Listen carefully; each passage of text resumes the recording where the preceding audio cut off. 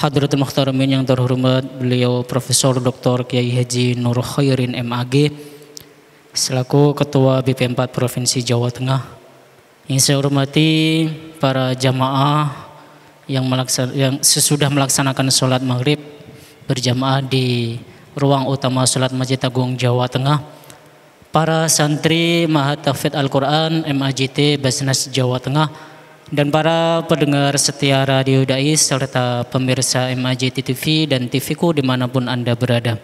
Alhamdulillah, di kesempatan yang penuh berkah dan manfaat ini kita masih dijumpakan kembali oleh Allah Subhanahu wa taala di kajian malam hari ini dengan keadaan sehat walafiat. Kajian pada malam hari ini yaitu Kitab Ahwalus Syakhsiyah dengan mengusung sebuah tema tentang pacaran dan hukum melihat calon istri. Jadi apabila nanti para jamaah dan para santri yang ingin bertanya bisa langsung ditanyakan kepada guru kita, beliau Profesor Dr. Kiai Haji Nur Khairin MAG.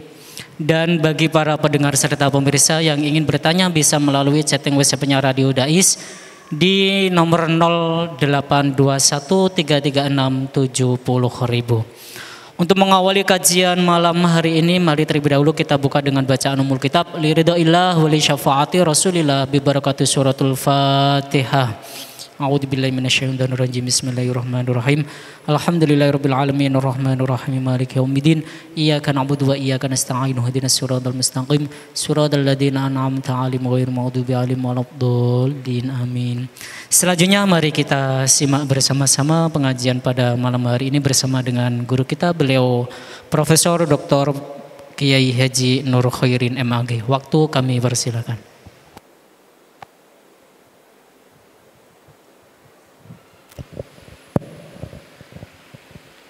Assalamualaikum warahmatullahi wabarakatuh.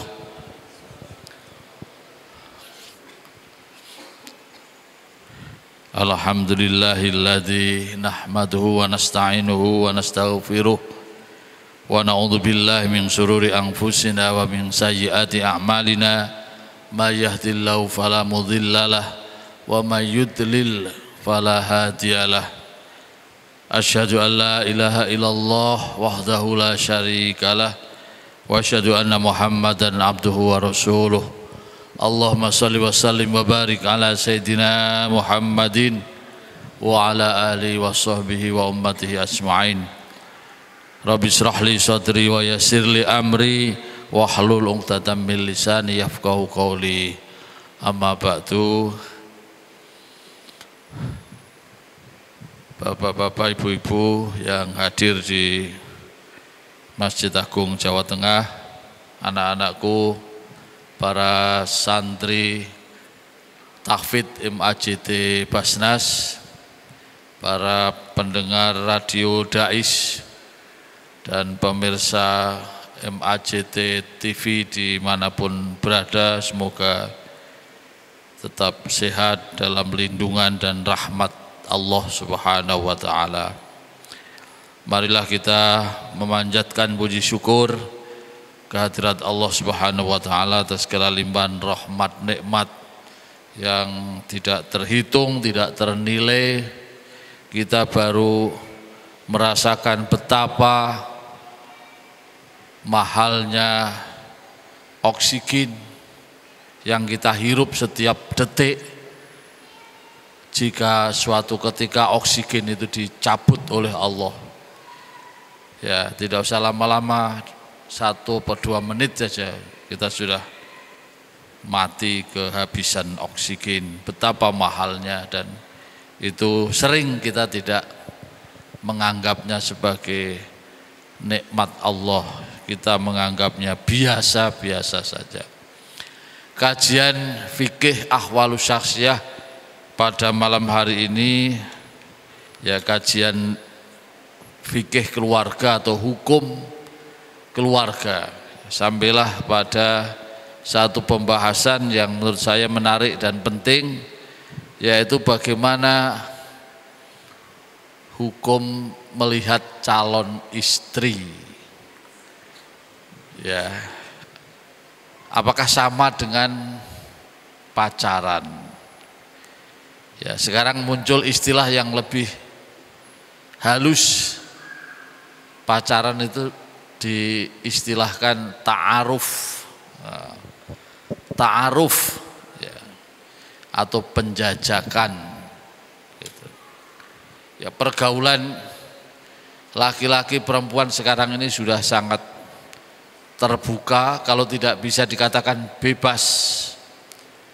Ya, yang bisa mengendalikan adalah diri kita masing-masing. Ya, kita bisa bergaul dengan siapa saja, tidak ada pembatasan. Jadi kalau dulu laki-laki dan perempuan itu dipingit, yang namanya kawin paksa itu menjadi budaya. Ya, dinikahkan itu belum kenal, baru belajar kenal dan belajar mencintai.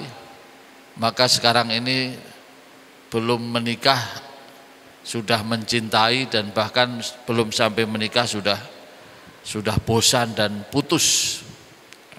Nah, oleh karena itu kita ingin melihat bagaimana syariat Islam mengatur hubungan laki-laki perempuan, ya, yang mana yang dilarang, mana yang diperbolehkan.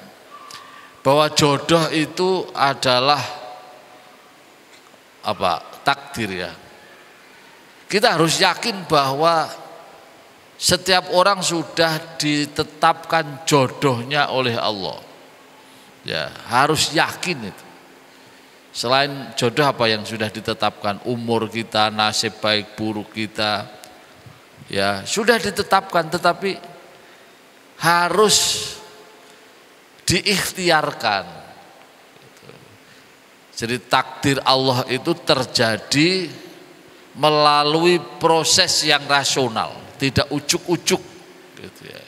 Kalau sudah terjadi baru kita bisa menyebut inilah takdir Allah, ketetapan Allah. Karena kita tidak tahu ketetapan Allah yang mana. Ya, maka kita harus berikhtiar. Termasuk ikhtiar tadi mencari jodoh, mencari calon istri. Jadi jodohnya sudah ditetapkan oleh Allah, tetapi harus dicari, harus diikhtiarkan. Ya, diikhtiarkan. Ya, bagaimana caranya bisa menemukan? Melalui tadi ta'aruf tadi, melalui ya berhubungan dalam pengertian berkawan, bersahabat, berteman, ya. Dari situlah kemudian terjadi saling tertarik, ya, saling naksir, ya. Kemudian saling mengemukakan keinginan. Nah, maka di dalam Islam itu ada ajaran khitbah namanya. Khitbah itu meminang. Ya, di dalam fikih juga ada ajaran nador. Nador itu melihat calon istri. Ya, jadi kalau sudah ada yang disasar, ya, kemudian ada tanda-tanda direspon dengan baik, gitu, kemudian nembung. Nah, di dalam tradisi kita khitbah meminang itu banyak istilahnya. Ya, ada nakokne apa nakokno, naleni, nembung, dodok lawang, ngelamar, ya kan? Apalagi itu, meminang. Ya, kira-kira itu dalam bahasa fikih kita adalah khitbah. Ya, khitbah itu adalah satu permulaan pendekatan atau nembung tadi menuju terbentuknya akad nikah. Jadi itu baru permulaan. Ya, permulaan gitu.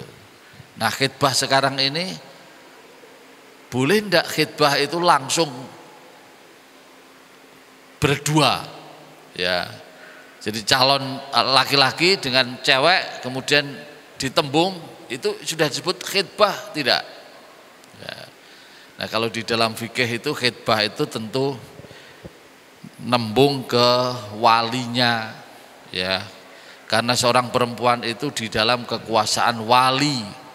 Ya, wali itu yang menguasai, yang mengayomi, ya dalam hal ini bapaknya, mungkin kakaknya, mungkin kakeknya, ya. Jadi tidak cukup hanya menyampaikan langsung kepada perempuan yang ditaksir, ya, yaitu baru permulaan atau yang disebut ta'aruf tadi, ya, supaya kita bisa menjajaki responnya bagaimana. Ya, kira-kira kan tidak ada ya orang lamar atau meminang belum tahu responnya tapi sudah datang ke orang tuanya ngelamar, ada enggak yang begitu? Enggak ada, itu nekat itu, ya. Jadi dia sudah tahu diterima atau tidaknya sudah tahu. Jadi tinggal formalitas saja. Ya. Tinggal formalitas saja, nembung. Jadi itulah meminang atau khitbah, ya. Jadi itu pernyataan awal, ya, menyampaikan keinginan untuk dilanjutkan ke jenjang pernikahan. Gitu. Nah khitbah itu apakah boleh, ya, dengan melihat atau nador, melihat calon suami atau melihat calon istri. Menurut fikih hukumnya boleh, ya, tetapi sebatas yang dilihat itu adalah muka dan telapak tangan, kan selain muka dan telapak tangan itu adalah aurat, gitu. Ya, kebolehan ini didasarkan atas beberapa hadis. Jadi misalnya ada hadis dari Jabir bin Abdillah, Rasulullah bersabda, idza khotoba ahadukumul mar'ata fa in istata'a ay yanzura minha ila ma yad'u ila nikahiha falyaf'al. Jika seseorang dari kamu ingin meminang seorang perempuan, ya, sebisa mungkin kamu lihat dahulu apa yang menjadi daya tarik sehingga kamu ingin mengawininya, maka hendaklah dilakukannya. Nah, jadi hadis ini justru memerintahkan untuk nador, untuk melihat, sehingga ulama ada yang menyebutkan sunnah, ya, sunnah. Ada riwayat yang lain, Anil Mughirah bin Syu'bah annahu khotaba imra'atan faqala lahu Rasulullah anadharta ilaiha, qala la, qala ungdur ilaiha fa innahu akhra ayu'dima bainakuma. Ya. Jadi sesungguhnya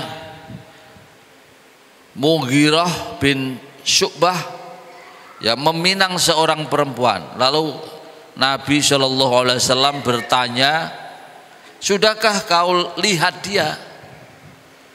Ya, Mughirah menjawab belum. Maka Nabi memerintahkan, lihatlah dia lebih dahulu agar nantinya kamu bisa hidup bersamanya lebih langgeng, lebih lama, lebih abadi.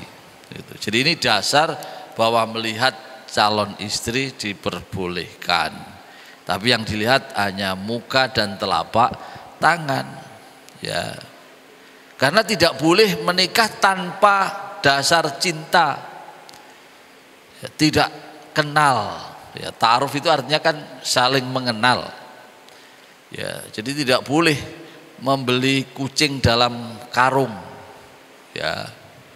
Nah melihat ini apakah melihat cukup dalam foto, dalam video, dalam HP? Sekarang kan melihat tidak harus langsung, ya. Gitu. Nah yang dimaksudkan di sini adalah melihat secara langsung, ya, secara langsung supaya tidak dihapusi. Nah, ada beberapa kasus yang terbaru itu di Cianjur itu ada seorang laki-laki menikahi seorang istri, Ya, setelah menikah istrinya ini belot diajak tidur itu tidak mau. Ya, sampai beberapa hari sehingga suaminya ini curiga, bojoku ki jane wedok apa lanang. Ya. Ya, ternyata setelah dibuka, oh, kok jebule podo. Ya. Kok jebule podo. Gitu. Jadi dia kaget. Padahal ketika ta'aruf, ya karena ta'arufnya belum begitu mendalam, taunya bahwa dia itu adalah cantik. Ya, namanya juga nama perempuan. Gitu. Jadi foto itu kan bisa diedit ya.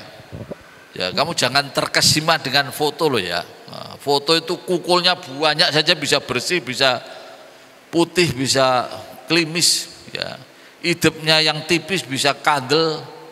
Gitu, hidungnya bisa diedit, bisa bangir gitu toh. Nah, jangan terprovokasi oleh foto, oleh video gitu. Maka diperintahkan untuk melihat secara langsung gitu. Jadi kasus di Cianjur itu ya, kemudian suaminya melaporkan ke polisi. Polisi bingung, ini kasus apa? Ya, Pak, saya ditipu. Ya, padahal pada saat pacaran itu dia tidak tanya, kamu janjane wedok apa lanang. Nek pacaran terus takon pacare ngono kira-kira langsung putus ora? Ah? Langsung putus enggak kira-kira? Bagaimana mengetahui sekarang ini dia cewek apa cowok gitu? Karena make up itu bisa mengelabui ya, apalagi make up yang ada di foto. Nah, itu rupanya dia terkelabui, ketemu hanya beberapa kali kemudian ngajak kawin. Ya, kebetulan kawinnya adalah kawin siri, tidak dicatat di KUA. Kalau dicatat di KUA tentu akan diperiksa identitasnya, jenis kelaminnya di dalam identitas itu. Ya, jadi itu antara lain kenapa nandor itu diperbolehkan. Ya, tapi yang diperbolehkan hanya melihat muka ya dan telapak tangan. Ya, katanya seluruh badan itu tercermin di muka dan telapak tangan. Gitu. Jadi ada ilmunya itu. Ada profesor di Unisula itu Pak siapa itu ya? Disertasinya antara lain itu. Jadi misalnya kalau baduke nonong, itu di tempat yang ini ada yang nonong. Gitu. Ya, kalau lambenya tebal, di tempat yang lain ada yang tebal. Gitu. Jadi misalnya kukunya jeber, oh di tempat yang lain ada yang gitu. Ya, jadi dengan melihat telapak tangan dengan muka, maka bisa dibaca ya cerminan dari bagian-bagian yang lain. Maka yang dilihat muka dan telapak tangan. Tidak boleh melihat ke bagian-bagian yang lain. Satu. Yang kedua, ya, yang kedua tidak boleh berkholwah. Apa itu kholwah? Nah, mungkin kholwah itu yang dianggap pacaran itu, menyepi tanpa disertai dengan mahramnya. Ya, karena hadisnya mengatakan, jadi kalau orang ya laki-laki perempuan itu berkholwah, maka Rasulullah bersabda, la yahillunna rajulun bimra'atin la tahillu lahu fa inna salisahuma asyaitonu illa limuhrimin. Ya, jadi kalau ada seorang laki-laki dan seorang perempuan menyepi ya berkholwah ya, maka yang ketiganya itu adalah syaitan ya. Maka diperbolehkan ketemu, tetapi di situ harus ada orang ketiga. Saya pernah di Aceh itu kan ditegakkan syariat Islam ya. Nah, jadi di sana setiap malam minggu itu ada operasi. Jadi ketika ada di kegelapan taman itu berdua ditangkap dia. Ya, kalau bertiga tidak.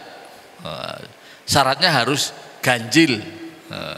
Ini ganjil kan tidak bisa dibagi toh. Iya, bertiga gimana? Kan yang satu disuruh beli rokok atau beli permen gitu. Nek bertiga, ya, jadi meskipun yang ketiga itu bukan muhrimnya, tapi di Aceh waktu itu Syaratnya kalau berdua ditangkap, tapi kalau ganjil tidak. Ya. Jadi itulah pergaulan muda-mudi itu diatur ya sedemikian rupa ya supaya tidak terjerumus hal-hal yang dilarang. Ya, mendekati zina saja tidak boleh. Ya, apalagi melakukannya. Gitu. Nah, sekarang ini saya kira pergaulan itu sudah sangat mengkhawatirkan. Saya pernah menghitung tetangga saya yang menikah itu, dari 10 pasang itu 7 pasang itu wis hamil sih. Kok tahu Pak? Tak hitung. Jadi anaknya lahir itu belum, dari perkawinannya belum genap 9 bulan. Berarti kan wis nyalangi sih toh. Jadi wis dipinang tapi kemudian nyalangi sih. Jadi itu yang memprihatinkan. Ya, terutama perempuan, wong punyanya hanya 1 kok diincipi. Iya kalau jadi, kalau tidak, ya. Kalau jualan duren di pasar itu kan durennya banyak, diincipi 1 masih banyak yang lain. Ini diincipi, ya kalau jadi, kalau tidak, ya dibeli dulu baru diincipi gitu ya cewek-cewek itu. Ya. Baik, kemudian siapa yang boleh dikhitbah, yang boleh dipinang, yang boleh dilamar, ya, yaitu perempuan yang masih bebas dan tidak ada halangan nantinya untuk menikah. Ya, tidak ada hubungan nasab yang dilarang menikah maupun hubungan musyawarah. Gitu ya. Nah, nanti kita jelaskan siapa perempuan-perempuan yang dilarang untuk dinikahi. Ya, jadi perempuan yang belum dipinang oleh orang lain, gitu. Bagaimana tahu? Ya kita kan mendengarkan, ya terutama ketika ditanya kamu di pacar apa durung, kan ngono toh? Gelem ora dadi pacarku.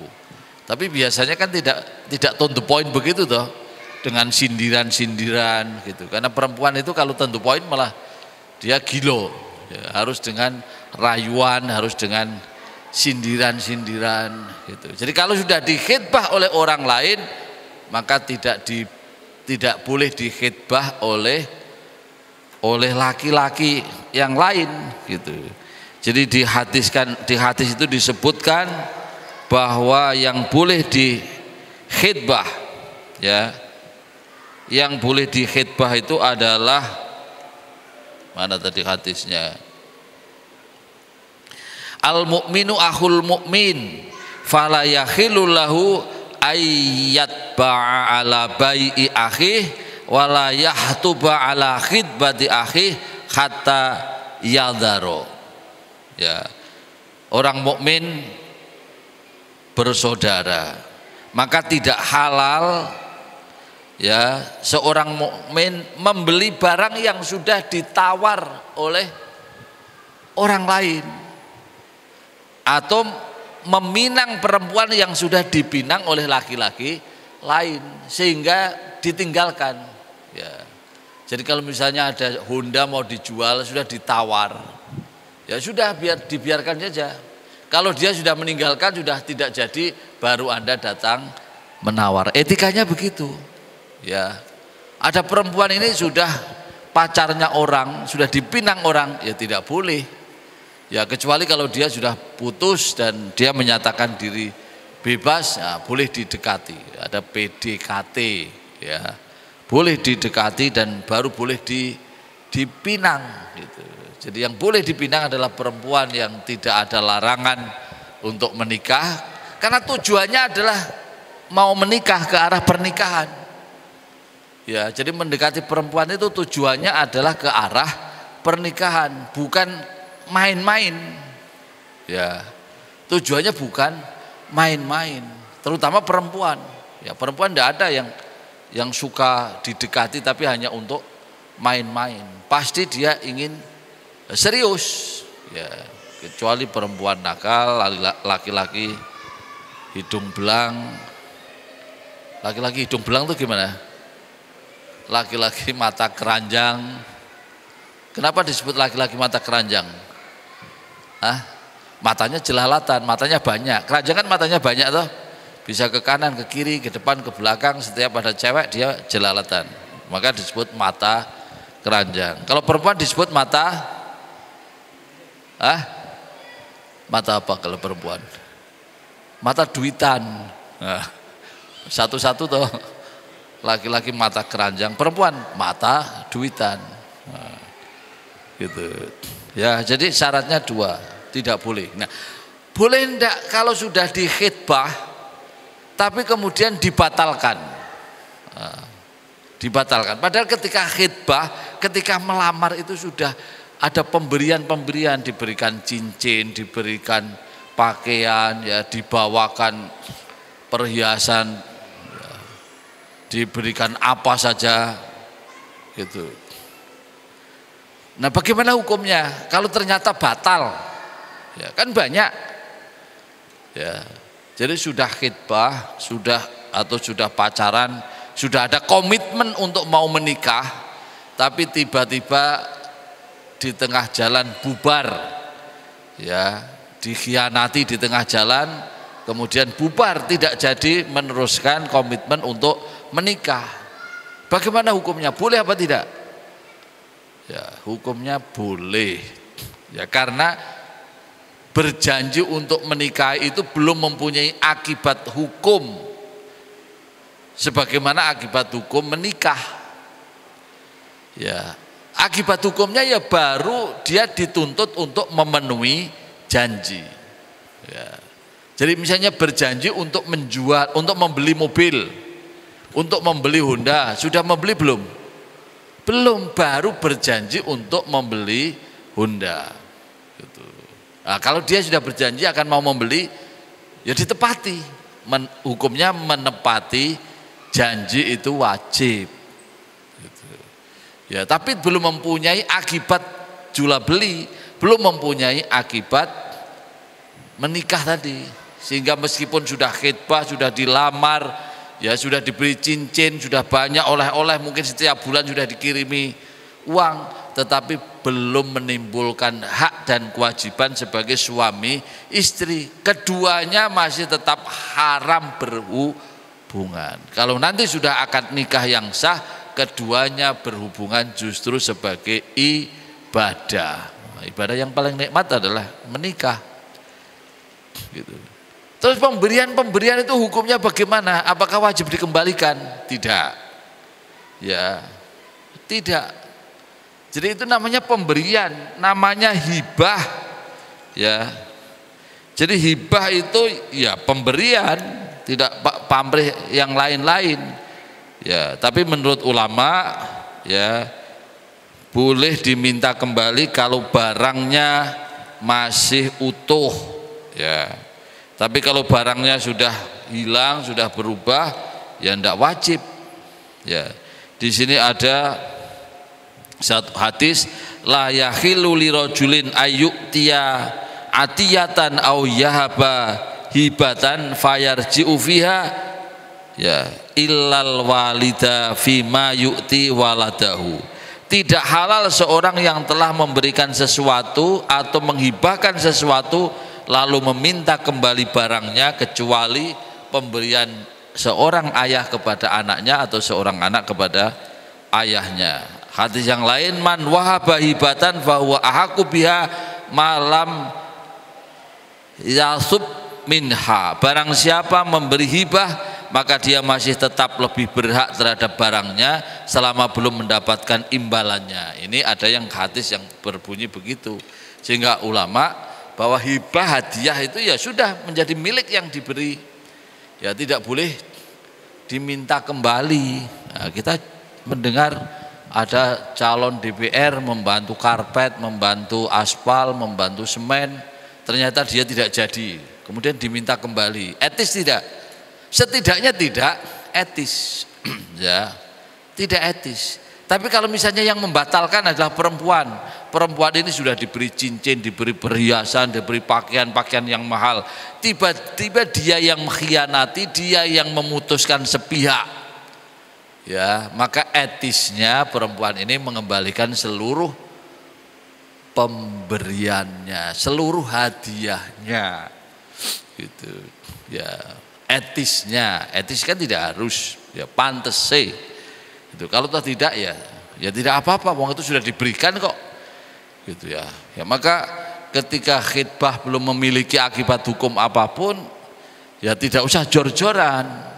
Ya, jor-jorannya nanti ketika sudah menjadi suami istri yang sah. Nah, gitu. Ya. Jadi pacaran, pergaulan bebas di dalam Islam jelas dilarang. Ya, yang diperbolehkan adalah sekedar ta'aruf untuk saling menjajaki, saling mengenal, dan itu pun tidak boleh kholwah, berduaan, harus ada orang ketiga. Jadi kalau berduaan maka yang ketiga itu adalah setan. Ya, maka godaannya semakin besar. Ya. Oleh karena itu di dalam Islam kalau orang sudah waktunya menikah dan sudah mempunyai bekal untuk menikah, maka dianjurkan untuk cepat-cepat menikah. Jadi ada 3 hal yang harus dipercepat di dalam Islam. 1, kalau orang meninggal sudah jelas meninggalnya, cepat-cepat dimakamkan. Yang kedua, kalau punya hutang dan sudah punya uang untuk mengembalikan, cepat-cepat dikembalikan. Ya, yang ketiga, kalau seorang laki-laki, seorang perempuan sudah waktunya menikah, sudah kebelet dan dia sudah punya bekalnya, maka dia diperintahkan untuk cepat-cepat menikah. Ya. Hadisnya ya ma'saros sabab, ya manistato aminkumul ba'a fal yatajawwaz, diperintahkan ya wahai pemuda, jika kamu sudah mampu maka menikah. Ya, tapi jika belum mampu fa'alaihi bisaum, ya hendaklah memperbanyak puasa, karena puasa itu menjadi tameng ya untuk bisa mengendalikan hawa nafsu, terutama nafsu untuk berhubungan ya seksual. Gitu ya. Jadi meminang ini juga diatur di dalam kompilasi hukum Islam ya, tapi meminang ini belum memiliki akibat hukum ya. Bagaimana meminang bekas istri orang lain? Ya, tadi kan tidak ada halangan muhrim, tidak ada hubungan nasab yang dilarang untuk menikahi. Ya. Bagaimana kalau bekas istri orang? Nah, ini ada beberapa pendapat. Kalau seorang perempuan ditalak oleh suaminya talak raj'i itu suaminya masih berhak untuk rujuk, untuk kembali, maka haram dipinang oleh orang lain, laki-laki lain, karena suaminya lebih berhak. Nah, bagaimana dengan perempuan yang ditalak bain? Talak bain itu talak yang total, suaminya tidak boleh rujuk kecuali ada muhalil ya, kecuali istrinya itu sudah menikah dengan laki-laki lain, nikah beneran, kemudian dicerai, kemudian dia baru datang lagi mengawini. Nah, itu boleh terhadap talak bain. Atau suaminya meninggal, jadi perkawinannya putus karena suaminya meninggal, kan tidak mungkin kembali atau meninggal. Gimana itu? Istri yang ditalak bain, ya perempuan yang ditalak bain atau perempuan yang ditinggal mati oleh suaminya, bolehkah dipinang dalam masa iddah? Ya, ulama berpendapat tidak boleh. Ya, tetapi boleh meminangnya dengan sindiran, ya, dengan sindiran yang tidak langsung pada masa iddah. Ya. Nah, nanti tetap perkawinannya harus setelah masa iddahnya selesai. Gitu. Jadi Islam itu mengatur hal-hal yang sangat detail begitu itu. Ya. Jadi karena ditinggal mati suaminya, kan biasanya iddahnya berapa ditinggal mati? Istri yang ditinggal mati suaminya berapa iddahnya? Berapa? Salah. 4 bulan 10 hari atau sampai melahirkan kalau dalam keadaan hamil. Bagaimana kalau hamilnya sudah 9 bulan, suaminya meninggal, 2 hari lagi lahir, pada hari keempat boleh menikah dengan laki-laki lain tidak? Kan sampai melahirkan. Ada kontradiksi. Mana yang dipilih? Ulama kemudian memilih masa iddah yang paling panjang. Kalau panjang 4 bulan 10 hari itu yang dipilih. Kalau panjang yang lebih lama adalah sampai melahirkan, itu yang dipilih. Ya. Kalau dicerai maka iddahnya salah satu quru 3 kali suci. Ya. Nah, apakah perempuan yang ditinggal mati suaminya itu tidak boleh dandan, tidak boleh jungkatan, harus pakaian hitam-hitam terus? Tidak ada aturan begitu. Ya, tidak boleh bergaul, tidak boleh keluar rumah. Tidak ada aturan begitu. Tetapi kebanyakan ya perempuan-perempuan yang masih muda dan mentaati agama, biasanya dia mengurung diri di rumah, ya, kemudian tidak dandan yang mencolok, ya, kemudian ya, dia menjaga pergaulan. Nah, itu saya kira lebih baik karena dalam masa berkabung. Jadi masa iddah itu masa berkabung, baik berkabung karena ditinggal mati suami, ya kan, maupun berkabung karena perkawinannya putus gitu. Jadi kalau orang normal perkawinannya putus itu pasti dia shock, pasti dia sedih. Nah, ketika ditinggal mati oleh suaminya pasti dia shock, pasti dia sedih. Ya, maka ketika dalam kondisi yang goncang, yang sedih itu, orang tidak boleh mengambil keputusan penting, termasuk keputusan ingin menerima pinangan dari orang lain. Bisa jadi dia salah mengambil keputusan. Ya, jadi maka disunahkan di dalam ajaran agama kita, ketika ingin mengambil keputusan penting, ya, jangka panjang, maka disunahkan untuk sholat istikharah, supaya kita diberikan kemantapan oleh Allah, ya, supaya kita mantap bahwa yang kita putuskan hari ini adalah keputusan yang baik untuk seterusnya. Ya, memilih istri kan tidak hanya untuk 1-2 hari, 1-2 bulan kan, tapi untuk seterusnya. Bisa jadi sekarang ini dia sangat baik, santun, loman, sregep, rajin sekarang, ya, tapi 4 tahun, 5 tahun, 10 tahun yang akan datang, apakah tetap seperti itu? Nah, oleh karena itu dimintakanlah, didoakan dengan istikharah supaya pilihan kita adalah pilihan yang baik. Masih ada waktu untuk dialog, untuk tanya jawab? Ya, silakan kalau ada yang ditanyakan. Assalamualaikum warahmatullahi wabarakatuh. Perkenalkan, nama saya Nur Hozin. Saya dari Cilacap. Nur Hozin. Ya, Nur Hozin. Saya dari Cilacap. Sebenarnya saya terima kasih atas waktunya kepada saya. Pertama, saya sangat bersyukur Pak Ustadz. Saya sangat bersyukur hari ini saya datang ke sini karena entah kenapa 1 bulan ini saya ada cerita ini. Pertama saya mau tanya nih Pak Ustadz. Pertama, apakah boleh menikah atas dasar empati atau belum adanya cinta? Karena Suaranya rada jelas. Oh iya. menikah atas dasar empati atau belum adanya cinta. Terus yang kedua, bagaimana hukumnya menikah apabila pihak laki-laki belum siap, tapi dari pihak perempuan, dari pihak orang tua sendiri kayak sudah mendukung gitu Pak Ustadz. Mungkin cukup itu Pak Ustadz. Sebenarnya terima kasih. Wassalamualaikum warahmatullahi wabarakatuh. Waalaikumsalam, terima kasih. Ronji ya, dari Cilacap, jauh. Khojin.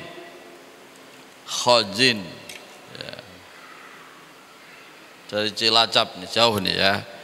Ya, kalau kita menikah itu karena kasihan, karena empati atau karena cinta.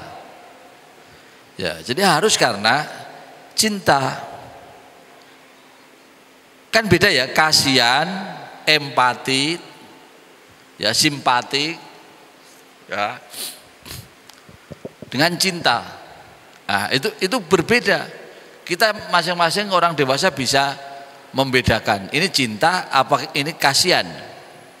Ya. Cinta itu memberi dan menerima. Kalau empati, simpatik itu sifatnya memberi. Ya. Dari mana datangnya cinta? Bisa mula-mula adalah simpatik, mula-mula adalah empatik gitu. Ya, maka ada beberapa tipe perempuan. Nah, ini tak bocor kayak ini ya. Jadi kalau Anda bergaul dengan perempuan, ya, ada yang ketemu pertama itu langsung tertarik. Dia pandangan pertama itu sudah apa itu? Ya, sudah menarik pandangan pertama. Tapi setelah bergaul, setelah kenal, setelah mengenali sifat-sifat karakternya, lama-lama itu biasa. Ya, sudah ketertarikannya sudah hilang. Oh, berarti ini enggak gitu ya. Tapi ada jenis yang kedua, tipe yang kedua. Kita ketemu dengan perempuan itu biasa. Tapi lama-lama kok semakin menarik, semakin simpatik, semakin cantik. Nah, itulah yang baik gitu. Jadi cintanya semakin tebal, semakin kuat gitu. Jadi jangan pertama sudah simpatik, sudah cintanya menggebu, tapi kemudian berikutnya luntur, hilang. Nah, gitu ya. Jadi masing-masing ini kan punya kawan, punya teman perempuan. Nah, itu tadi ada dua tipe tadi. Tipe pertama langsung menarik dia, ya, ngedap-ngedapi gitu, tapi berikutnya biasa. Tapi tipe yang kedua, ya pertama biasa, tapi lama-lama kita tertarik. Nah, itu yang mungkin kita tertariknya ya bukan karena fisik, ya, tapi tertariknya karena karakter, ya, karena kecantikan yang dari dalam, apa itu namanya, inner beauty. Ya, ada orang yang secara fisik tidak begitu cantik, ya, ada cowok yang secara fisik tidak begitu tampan, tapi dia punya wibawa, punya aura. Nah, itulah kecantikan dan ketampanan yang dari dalam. Gitu ya Mas ya. Kemudian laki-laki yang belum siap tapi perempuannya mendesak, ya, maka hubungannya jangan terlalu dekat gitu ya. Nah, itu bisa dibahas, bisa dibicarakan oleh kedua belah pihak, gitu ya. Oleh kedua belah pihak. Kan perempuan yang khawatir itu. Ini kok orang dilaksanakan, orang ditentukan kapan nikahi, ora jelas-jelas gitu. Gitu ya. Demikian, semoga ada manfaatnya. Nanti kita sambung lagi. Kurang lebihnya mohon maaf. Wallahul muwaffiq ila aqwamit thoriq.